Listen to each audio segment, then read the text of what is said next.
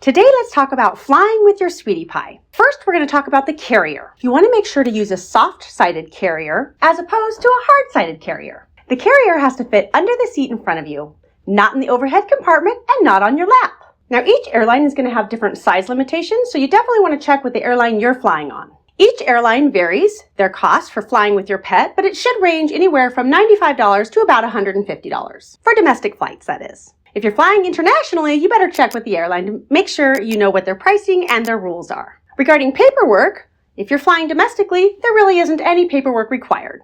But they do want to make sure that your puppy is at least 8 weeks old. Now, typically, you're not going to pay for your dog's ticket until you arrive at the airport and you're going to go to the ticket counter.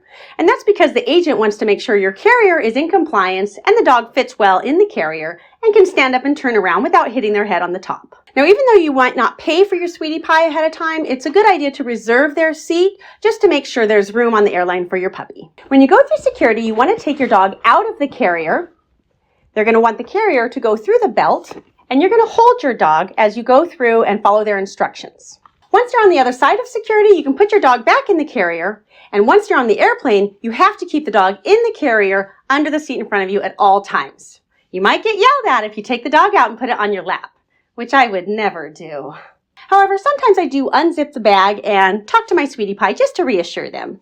It's not scary, it's not scary. And let your dog know everything's going to be just fine. Flying with your sweetie pie is very easy and I do it all the time.